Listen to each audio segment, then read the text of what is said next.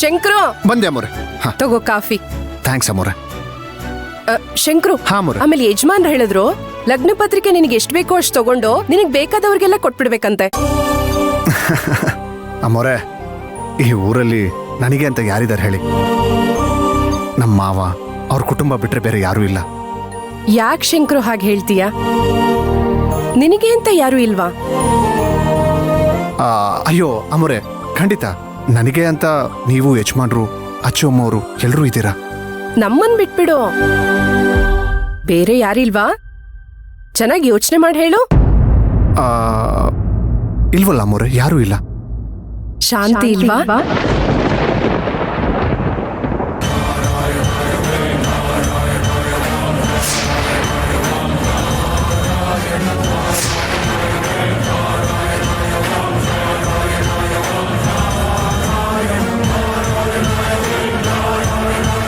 ಹೇಳು, ಶಾಂತಿ ಇಲ್ವಾ? ಅದು ಅದು ಹಾಗಲ್ಲ ಅಮ್ಮೋರೆ. ಅಂದ್ರೆ ಏನ್ ಹಾಗಲ್ಲ? ಶಂಕ್ರು, ಆ ಶಾಂತಿನ ನಾವೆಲ್ಲರೂ ಒಂದ್ಸತಿ ನೋಡ್ಬೇಕು. ನೋಡಿ ಒಂದ್ ಮಾತ್ ಕೇಳ್ಬೇಕು. ಏನಮ್ಮ ಶಾಂತಿ, ನಮ್ ಶಂಕ್ರುನ ನೀನ್ ಯಾಕೆ ಪ್ರೀತಿ ಮಾಡ್ಲಿಲ್ಲ?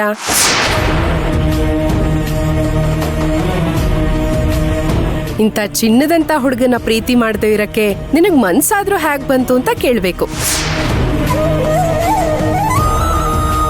ಮರ್ತೋಯ್ತಾ? ಬಂದ್ ಹೊಸ್ತ್ರಲ್ಲಿ ಆ ಹಿಟ್ ಹಾಕೋವಾಗ ನೀ ಹೇಳಿದ್ದು, ಅಚ್ಚೆ ಹಾಕ್ಸಿದ್ದು, ಅವಾಗ ನಮ್ಮ ಮಚ್ಚು ಏನ್ ಹೇಳಿದ್ ಹೇಳು? ತಾನ್ ಪ್ರೀತಿಸಿರೋ ಹುಡುಗಿನ ಈ ದೃಷ್ಟಿಲಿ ಯಾರು ನೋಡಿರಲ್ಲ ಅನ್ಸತ್ತೆ. ಒಬ್ಬ ಮನುಷ್ಯ ತಾನ್ ತಪ್ಪು ಮಾಡ್ದೆ ಅಂತ ಅಷ್ಟು ಸುಲಭವಾಗಿ ಒಪ್ಕೊಳ್ಳಲ್ಲ. ನೀನ್ ಒಪ್ಕೊಂಡಿದ್ಯಾ ಅಂದ್ರೆ ಅದು ನಿನ್ ದೊಡ್ಡ ಗುಣ. ನೀನು ಅವ್ರ ಬಗ್ಗೆ ಹೇಳುವಾಗ ನಂಗ ಆ ಹುಡುಗಿನ ನೋಡ್ಬೇಕು ಅಂತ ತುಂಬಾ ಅನ್ಸ್ತಿದೆ. ಒಂದ್ಸಲಿ ನೋಡ್ಬೇಕು ಅಂತ ಆಸೆ ಪಟ್ಲು ತಾನೆ? ಮಾತಾಡು ಶಂಕ್ರು, ಯಾಕೆ ಮಾತಾಡ್ತಿಲ್ಲ? ಮದ್ವೆ ಕರಿ ಶಾಂತಿನ, ಬರ್ಲಿ. ಶಂಕ್ರು, ಮಾತಾಡು. ಅದಕ್ಕೆ ಅಷ್ಟು ಕೇಳ್ತಿದ್ದಾರೆ. ಅದು ಅಚ್ಚು, ಯಾಕೆ ಶಂಕ್ರು ಮಾತಾಡ್ತಿಲ್ಲ? ನಿನ್ನತ್ರ ಏನಾದ್ರೂ ಹೇಳಿದ್ನಾ? ಅತ್ತಿಗೆ ಅದು ಆ ಶಾಂತಿ ಸತ್ತೋದ್ಲು. ಅದಕ್ಕೆ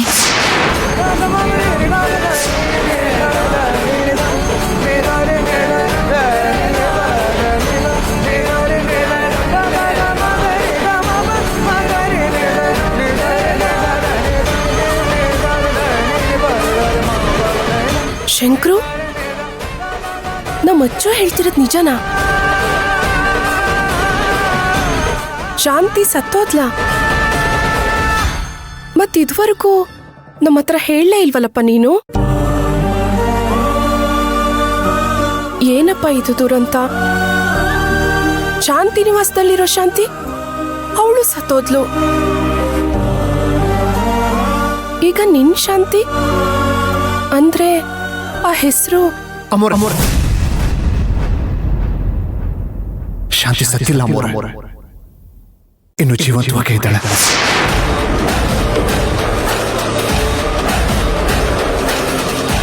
ಏನ್ ಹೇಳ್ತಿದ್ಯಪ್ಪ ನೀನು? ಅಮ್ಮೋರೆ, ಯಾಕಮ್ಮೋರೆ ಹಾಗೆಲ್ಲ ಹೇಳ್ತಿದ್ದೀರಾ? ನೀವು ಬಿಡ್ತು ಅಂತ ಹೇಳಿ. ನೋಡಿ, ಶಾಂತಿ ಸತ್ತಿಲ್ಲ, ಅವಳು ಸಾಯೋದು ಇಲ್ಲ. ಅಮ್ಮೋರೆ, ಶಾಂತಿ ಅನ್ನೋದು ತುಂಬಾ ಅದ್ಭುತವಾದಂಥ ಹೆಸರು ಅಮ್ಮೋರೆ. ಬೇರೆಯವ್ರ ಶ್ರೇಯಸ್ಸನ್ನ ಬಯಸುವಂತ ಹೆಸರು ಅಮ್ಮೋರೆ. ನೋವನ್ನೆಲ್ಲ ತಾನೇ ನುಂಗಿ ಮತ್ತೊಬ್ಬರ ಸಂತೋಷನ ಕಣ್ತುಂಬ ನೋಡುವಂತ ಹೆಸರಮ್ಮೋರೆ ಅದು. ತ್ಯಾಗಕ್ಕೆ ಇನ್ನೊಂದು ಹೆಸರಮ್ಮೋರೆ ಅದು. ದಯವಿಟ್ಟು ದಯವಿಟ್ಟು ಆ ಹೆಸರು ಬಗ್ಗೆ ಯಾರು ಏನು ಹೇಳಬೇಡಿ. ನೋಡಿ, ನಾನು ಮಾತಾಡೋದು ಒಂದು ಸ್ವಲ್ಪ ಜಾಸ್ತಿನೇ ಅಂತ ಅನ್ಸ್ಬೋದು, ಆದ್ರೆ ನಿಮ್ಗೆಲ್ರಿಗೂ ಒಂದಲ್ಲ ಒಂದಿನ ಶಾಂತಿನ ಭೇಟಿ ಮಾಡೇ ಮಾಡ್ತೀರಾ. ಅವತ್ತಿನ ದಿನ ನಿಮಗೆ ಗೊತ್ತಾಗುತ್ತೆ ನಾನು ಹೇಳ್ತಾ ಇರೋದೆಲ್ಲ ನಿಜ ಅಂತ. ಶಂಕ್ರು, ಸಾಕಪ್ಪ ಸಾಕು. ಏನೋ ಬಾಯಿ ತಪ್ಪಿ ಗೊತ್ತಿಲ್ದೆ ಶಾಂತಿ ಅನ್ಬಿಟ್ಟೆ. ನೋಡಿದ್ಯಾಚು, ಕೇಳಿಸ್ಕೊಂಡ್ಯಾ? ಒಂದ್ ಕ್ಷಣ ಶಾಂತಿನೇ ಇವ್ನ್ ಮೈ ಮೇಲ್ ಬಂದಂಗ್ ಆಡ್ಬಿಟ್ಟ. ಕಾಫಿ ಕುಡಿ, ತಣ್ಣಗಾಗತ್ತೆ.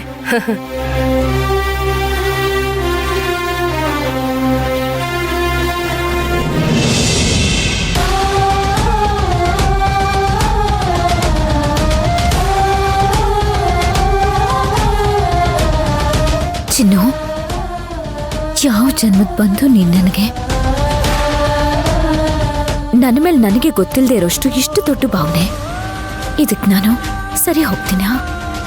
ಈ ಭಾವನೆನ ನಾನು ತೂಗ್ತೀನ? ನನಗರ್ಥ ಆಗ್ತಿಲ್ಲ. ದಿನೇ ದಿನೇ ನನಗೆ ಗೊತ್ತಿಲ್ಲದೆ ದೊಡ್ಡ ಭಾರನ ಹೊರಿಸ್ತಿದ್ದೀರಾ.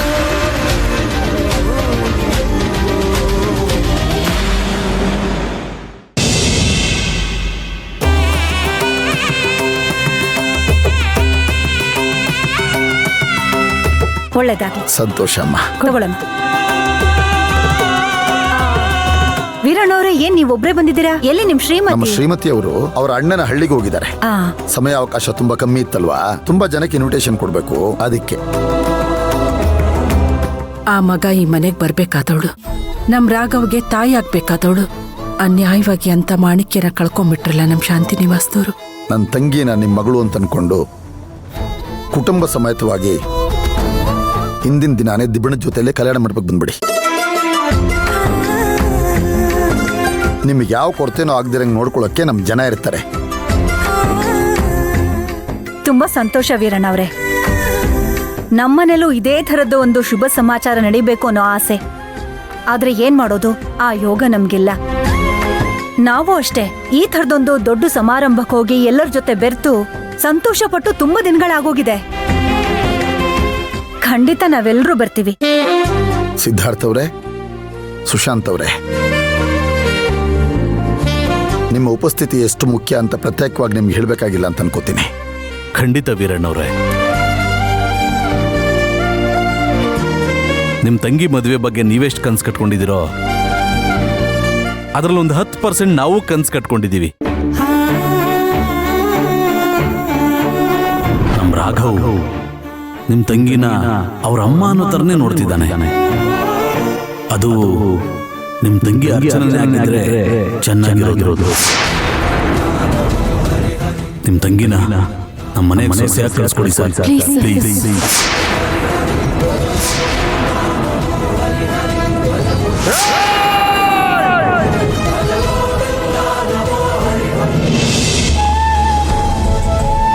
ಸಿದ್ಧಾರ್ಥ ಅವರೇ, ಏನಾಯ್ತು? ಏನು ಯೋಚನೆ ಮಾಡ್ತಿದ್ದೀರಿ? ಇಲ್ಲ ಸರ್, ಏನೋ ಒಂದು ನೆನಪಾಯ್ತು ಅಷ್ಟೇ. ಅದಕ್ಕೆ ಹಾಗೆ ಯೋಚನೆ ಮಾಡ್ತಾ ಇದ್ದೆ. ಸಾಧನಾ ಅವರೇ, ಇದು ನಮ್ಮ ಮನೇಲಿ ನಡೀತಾ ಇರೋ ಮೊದಲನೇ ಶುಭ ಕಾರ್ಯ. ನಮ್ಗ್ಯಾರಿಗೂ ಅನುಭವ ಇಲ್ಲ ಅನ್ನೋದಕ್ಕಿಂತಲೂ ನಮ್ಗ್ಯಾರಿಗೂ ಗೊತ್ತೇ ಇಲ್ಲ. ನೀವು, ಮಂತ್ರ ಅವರು, ಸುಕೃತ ಅವರು, ರತ್ನಮ್ಮ ಅವರು ಎಲ್ಲರೂ ಮುಂದೆ ನಿಂತು ನಮ್ಮ ಶ್ರೀಮತಿಗೆ ಸಹಕಾರ ಕೊಡಬೇಕು.